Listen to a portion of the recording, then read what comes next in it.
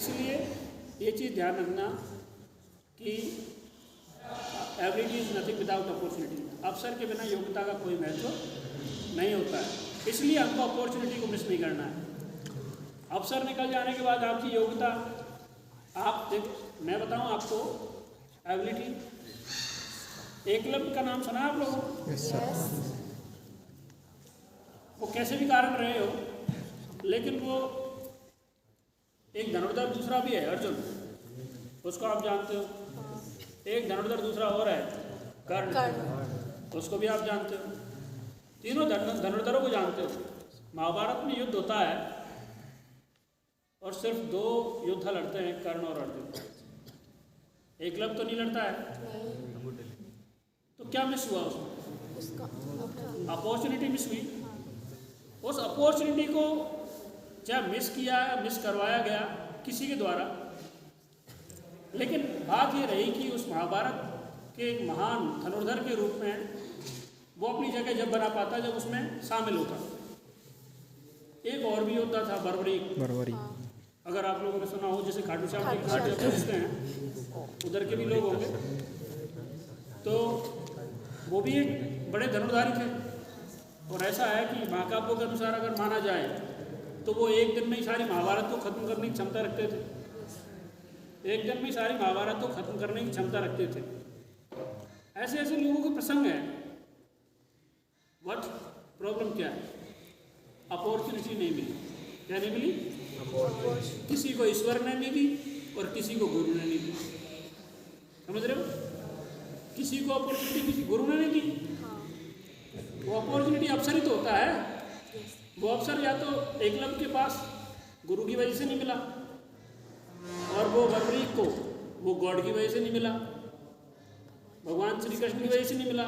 चाहे उस चीज़ को कोरिलेट कर दिया वरदान में या किसी और अभिशाप में, चीज़ों को मैनेज करने के लिए व्यवस्था का नियम स्थापित करना है इसलिए।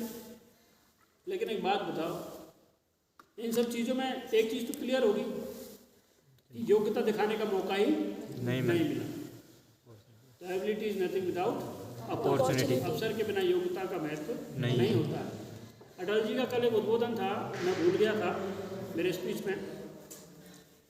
क्या हार में क्या जीत में किंचित नहीं भयभीत में।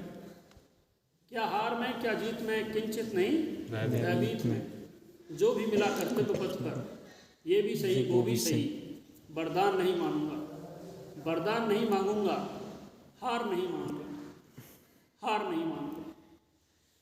कहने का मतलब यह है, हार और जीत की श्रृंखलाएं चलती रहेंगी। आपको आपका अभ्यास अनवरत करना है।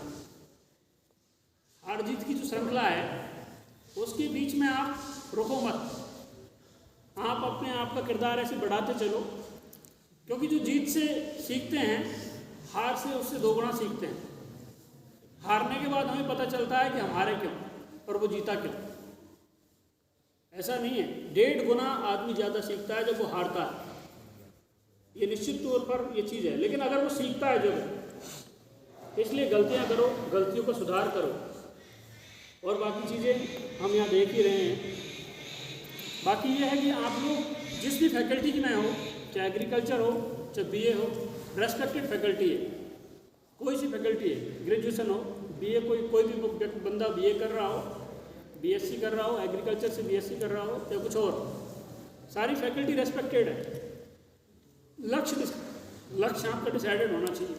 टारगेट, आपके पास लक्ष्य है तो ये ध्यान रखना कि आप सफ़र जल्दी तय कर पाओगे।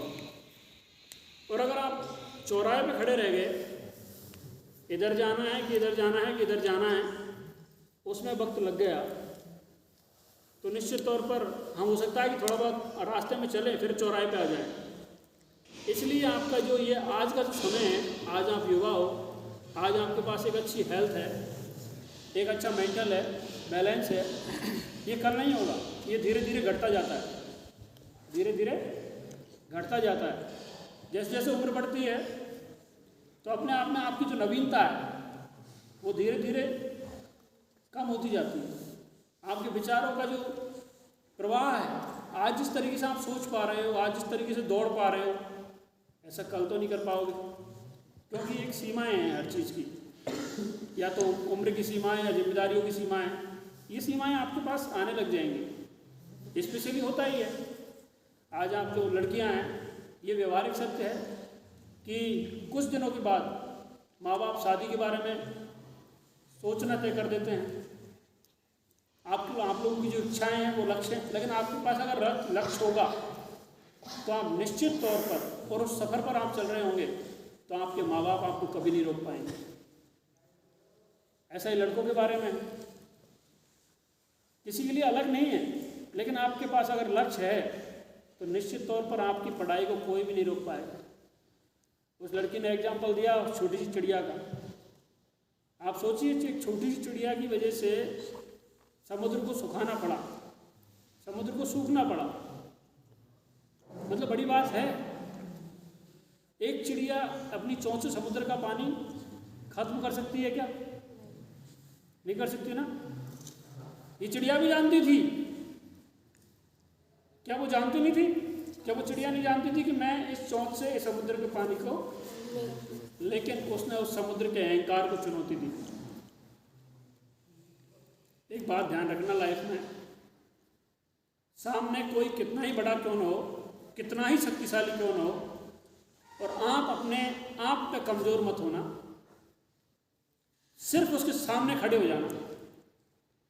सिर्फ खड़े होने से तो आप इतने ताकतवर हो जाओगे कि सामने वाला एक बार ये सोच लेगा कि मेरे सामने खड़ा कैसे, मेरे सामने खड़े रहने की हिम्मत कैसे।